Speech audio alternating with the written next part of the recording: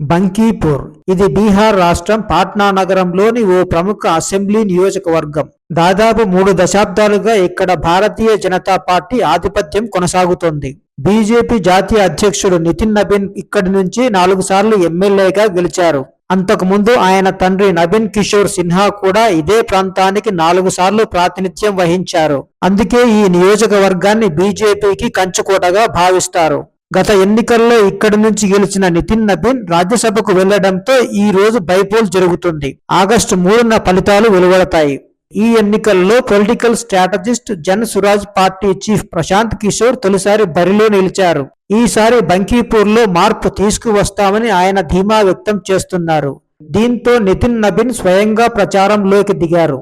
ఇంటింటికి వెళ్లి తమ అభ్యర్థి నీరజ్ కుమార్ ను గెలిపించాలని ఓటర్లను అభ్యర్థించారు. నేను ఇక్కడే పెరిగాను, ఇక్కడే క్రికెట్ ఆడాను అంటూ స్థానికులతో తనకున్న అనుబంధాన్ని గుర్తు చేశారు.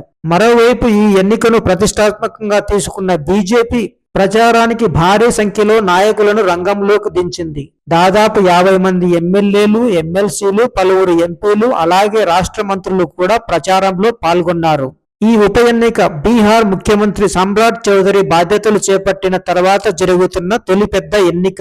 అందుకే ఈ ఫలితాన్ని ప్రభుత్వ పనితీరుపై ప్రజల అభిప్రాయంగా కూడా చూస్తున్నారు. మరోవైపు ప్రశాంత్ కిషోర్ మాత్రం ఇది బీజేపీ ప్రభుత్వంపై ప్రజాభిప్రాయ సేకరణ అని ప్రచారం చేసుకున్నారు. ఈ ఎన్నికల్లో ఓటర్లపై ప్రధానంగా 3 కారణాలు ప్రభావం చూపే అవకాశం ఉందని రాజకీయ పరిశీలకులు భావిస్తున్నారు.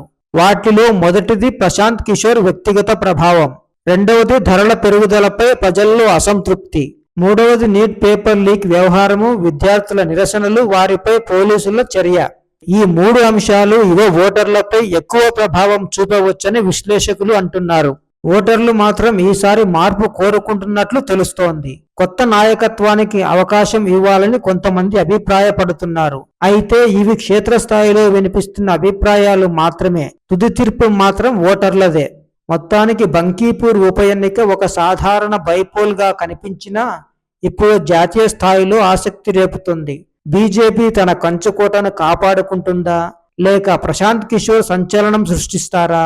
ఈ ప్రశ్నలకు సమాధానం ఆగస్టు 3న జరిగే ఓట్ల లెక్కింపులో తేలనుంది.